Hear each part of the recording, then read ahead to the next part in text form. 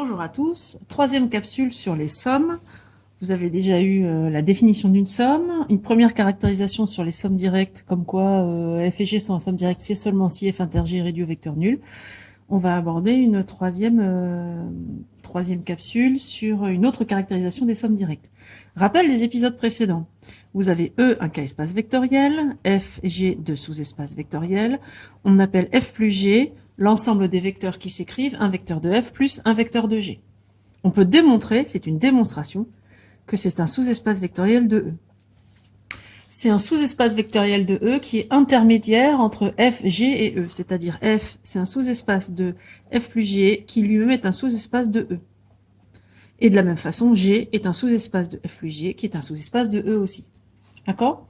Ça, on va constater ensemble que du coup, il y a des contraintes de dimension, parce que quelqu'un qui est un sous-espace d'un espace de dimension finie, il est lui-même de dimension finie inférieure. D'accord? Donc en imaginant que E soit de dimension 4, vous pourriez avoir, et si F est de dimension 2, F plus G peut être de dimension 2, 3 ou 4. D'accord? Puisque c'est une dimension intermédiaire, mais éventuellement F et F plus G peuvent être égaux, ou F plus G peut être égal à E. D'accord? Sous-espace, c'est pas forcément strict. Ça marche? On a vu ensemble ensuite la notion de somme directe. On dit que la somme F plus G est directe si les éléments de F plus G se décomposent de manière unique, comme un élément de F plus un élément de G. Ok? Dans ces cas-là, quand on sait que la somme est directe, on peut entourer le petit rond. Si vous voyez la somme F plus G, si c'est écrit comme ça, ça veut dire que la somme est directe. D'accord? Donc c'est un cas particulier.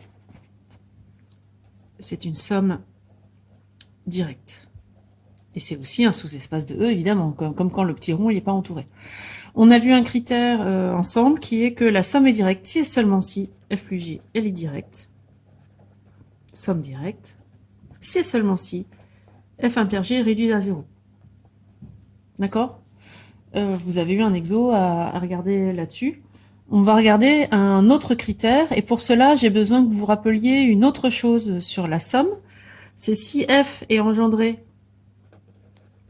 par une famille F1. Donc vous remarquerez que l'espace, je l'écris en F droit, et la famille, je l'écris en F ronde pour qu'il n'y ait pas d'ambiguïté. Et puis G est engendré par une famille 2. Et bien alors, F plus G, c'est l'ensemble des combinaisons linéaires des gens de F1 et de F2. Ici, ça s'écrit U, mais en fait, c'est pas une union tout à fait, bien que des fois on dise union par abus de langage, c'est une juxtaposition de familles. Je regroupe les deux familles. Ok? Donc, si vous avez un exemple, si F, c'est les espaces vectoriels engendrés par un vecteur V1, c'est-à-dire en fait les vecteurs collinéaires à V1, et puis imaginons que G, ce soit l'espace vectoriel engendré par V2 et V3, donc les combinaisons linéaires de V2 et V3, eh bien, on peut démontrer que F plus G, enfin on démontre très facilement, que c'est l'ensemble des combinaisons linéaires de V1, V2, V3. Ok? Ça marche? Bon, on va regarder à quelles conditions la somme est directe. Et ben en fait la somme est directe si donc ici on avait des familles génératrices. J'ai pas dit que c'était des bases, donc on va essayer d'avancer un tout petit peu et on va écrire, on va imaginer que F. Attendez, je vais reprendre le truc du coup. Imaginez qu'on connaisse une base de F. Donc imaginons que F il est une base qui s'appelle B. Ouais, ça colle avec mes notations. Et puis que G il est une base qu'on appelle B'. Ok? Bon, ça, c'est pas tout le temps possible. Il y a des espaces qui n'ont pas de base. Ok? Mais imaginons qu'on connaisse une base de F et une base de G. Et bien à ce moment-là, la somme F plus G, elle sera directe. Si et seulement si la juxtaposition des deux bases, c'est-à-dire je regroupe les vecteurs. Si là il y en avait deux, puis là il y en avait trois, du coup là il y en aura 5. La nouvelle famille en regroupant les vecteurs, la juxtaposition des deux bases ou la concaténation des deux bases, est une base de F plus G. D'après ce que j'ai dit tout à l'heure, puisque B est une base de F en particulier, elle engendre G, elle engendre F. B' est une base de G en particulier, elle engendre G. Donc on sait déjà, d'après une propriété qui est page 11 de votre cours, que la juxtaposition de B et B' va engendrer F plus G. D'accord? Donc en fait, elle est directe si et seulement si la famille est libre. Parce que le côté générateur, vous l'aurez de toute façon. D'accord? Pour la démonstration de l'équivalence, je vais faire le sens rétro. Je sais donc que quand je juxtapose la base que j'ai de f avec la base que j'ai de l'espace G, j'ai une base de f plus G, et je veux montrer qu'f plus G est une somme directe. La somme est directe, qu'est-ce que ça veut dire? Ça veut dire que tout vecteur se décompose de manière unique, comme vecteur de f plus vecteur de G. D'accord? Donc, puisque je veux démontrer que tout vecteur se décompose de manière unique, je vais prendre un vecteur quelconque, supposer qu'il a deux décompositions et montrer que c'est la même. D'accord? Donc, soit U un vecteur de E, n'oubliez pas que f et G sont des sous-espaces de... Pardon, c'est un vecteur de f plus G.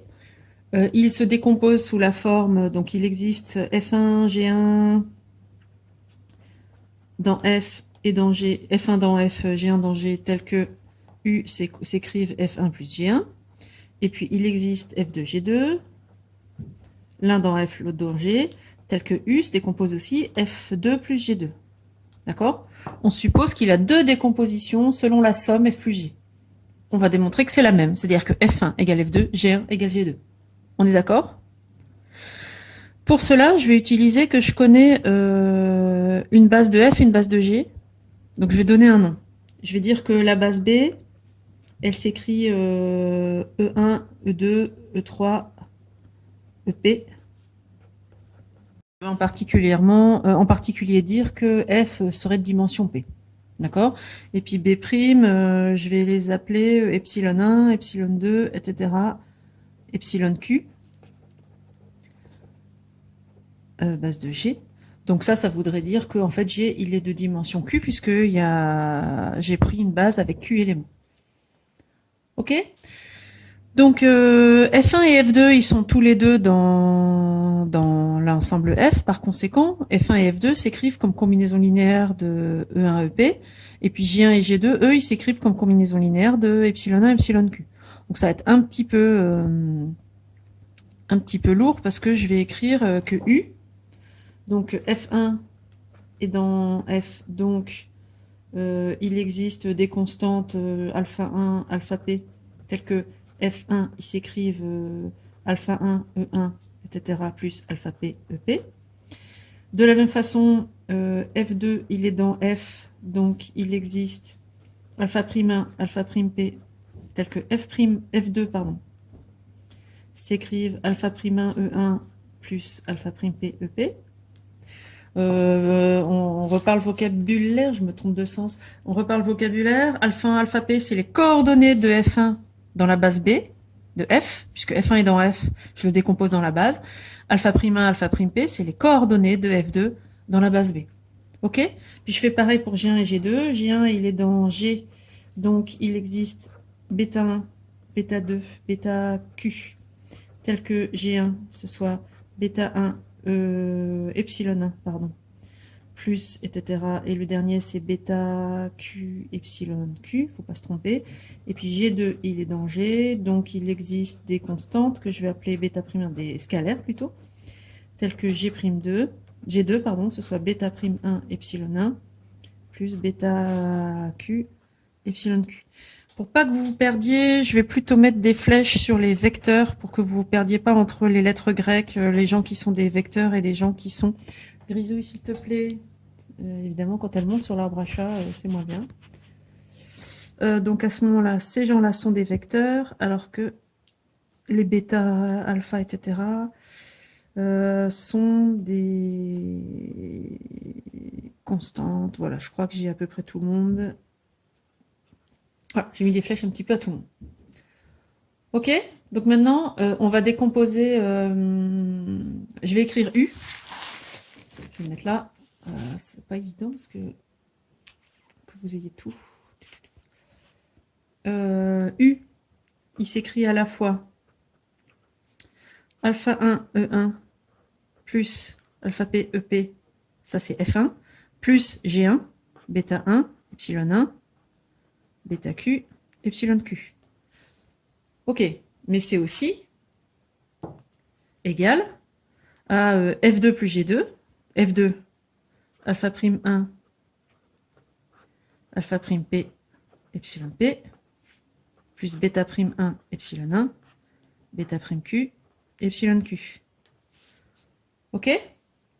Je fais les deux écritures l'une moins l'autre, donc je vais avoir alpha 1 moins alpha prime 1, epsilon 1, E1, plus alpha 2 moins alpha prime 2, E2, plus, je vais jusqu'à la fin des EP, donc le dernier ça va être alpha P moins alpha prime PEP, et après je passe aux epsilon, donc je vais avoir bêta 1 moins bêta prime 1, epsilon 1, etc. jusqu'à bêta Q, pardon, moins bêta prime Q, epsilon Q, et ça fait 0. Ben, je vais le mettre devant le 0. Ok? Or, qu'est-ce que vous savez par hypothèse? Vous savez que la famille B juxtaposée à B', c'est-à-dire la famille epsilon 1 jusqu'à epsilon P, pardon, E1 jusqu'à EP, pardon, epsilon 1 jusqu'à epsilon Q, ça c'est une base de E. Donc en particulier, elle est libre. Or, ce que vous avez obtenu juste au-dessus, c'est une relation de dépendance linéaire entre les vecteurs de la base. Ça n'est possible que si les coefficients sont nuls. Elle est base, donc elle est libre. Donc les coefficients de la combinaison de la relation de dépendance linéaire, d'accord, combinaison linéaire des vecteurs égale 0. Donc ça s'appelle une relation de dépendance linéaire, et ça veut dire que les vecteurs, les coefficients de la combinaison linéaire, de la relation de dépendance linéaire, sont tous nuls. Donc ça veut dire alpha 1 moins alpha prime 1 égale 0, jusqu'à bêta q moins bêta prime q égale 0. Donc ça veut dire que alpha 1 égale alpha prime 1, jusque bêta q égale bêta prime q. Et donc en particulier, puisque tous les alpha i sont égaux au alpha prime i, ça veut dire que f1 égale f2. Et puis comme les bêta j sont égales au bêta prime j, ça veut dire que G1 égale G2. On a bien donc unicité de la décomposition. Réciproquement, si la somme est directe, montrons que la famille B union B' est une base de F plus G, où je vous rappelle, B c'est une base de F et B' une base de G. Qu'est-ce qu'on sait déjà? On sait que F c'est vecteur de B, puisque B est une base de F en particulier, elle génère F. B' est une base de G, donc en particulier elle génère B. Et ça, on a vu dans le cours, sur les sommes, que du coup F plus G était engendré par B union B'. Donc la famille B union B' engendre F plus G. Alors je dis union parce que ça va plus vite, mais c'est la juxtaposition de B et de B'. D'accord? Donc la deuxième chose qu'il faut qu'on voit, c'est si cette famille est libre. D'accord? Donc pour savoir si une famille est libre, j'écris une relation de dépendance linéaire et j'essaie de voir si c'est possible ou si la seule relation de dépendance linéaire, c'est la relation de dépendance linéaire triviale avec les coefs nuls. Donc soit P plus Q coefficient, scalaire. Alors pour plus de facilité, je vais leur donner un nom différent selon que ils sont numérotés de 1 à P ou alors de P plus 1 jusqu'à Q, jusqu'à P plus Q. Donc les scalaires, je vais les appeler lambda 1, lambda P, mu 1, mu Q. Donc là, il y en a P, là, il y en a Q, donc en tout, il y en a bien P plus Q. Tel que lambda 1, E1, plus lambda 2, E2, je reprends les mêmes notations. Hein. Donc ma base B, elle s'appelle E1, EP, et ma base B', elle s'appelle epsilon 1, epsilon Q.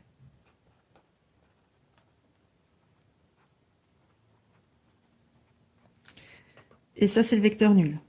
Et on doit montrer que tous les coefficients sont nuls. Mu1, mu Q, et tout ça, ça fait 0. Je me décale pour que vous voyez bien tout. Ouais, là, ça me paraît pas trop mal. Ok?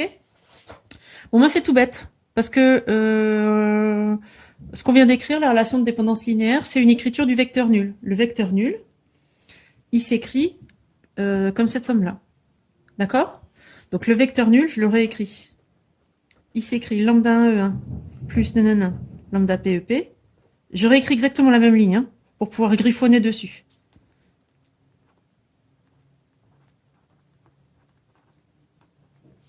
Ok? Ce vecteur-là, c'est une combinaison linéaire des gens de la base B de F, donc c'est quelqu'un qui est dans F.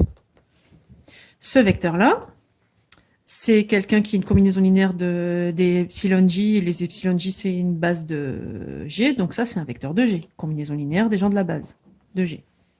Ok? Donc, vous avez décomposé le vecteur nul en un vecteur de F plus un vecteur de G. On est d'accord? Oui, mais parallèlement, le vecteur nul, il s'écrit 0 dans F plus 0 dans G. Ok? Or, votre somme est directe, donc il y a une unique écriture. Donc ça veut dire que quand vous décomposez un vecteur comme un vecteur de F plus un vecteur de G, l'écriture est unique. Donc ça veut dire que les deux vecteurs qui sont là sont égaux. Lambda 1 E1 plus lambda PEP, c'est le vecteur nul. Et mu1 epsilon 1, mu q epsilon q, c'est le vecteur nul aussi.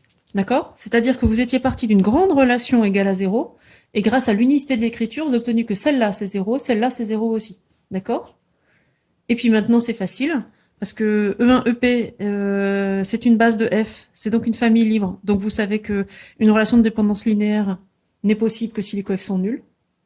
D'accord? Donc E1, EP, E2, EP, elle est libre. Donc les coefficients lambda 1, lambda 2, etc., lambda p, ils sont nuls. Et de même, B' est libre. Donc mu 1, etc., mu q sont nuls aussi. Et donc tous les coefs sont bien nuls. Donc vous avez bien démontré que si vous partiez d'une relation de dépendance linéaire entre les vecteurs, tous les coefs étaient nuls. Donc c'est que la famille B union B', c'est-à-dire la juxtaposition de B et B' est libre. 1, elle est génératrice. 2, elle est libre. Elle est génératrice. 2F plus G. 2, elle est libre. Conclusion, c'est une base.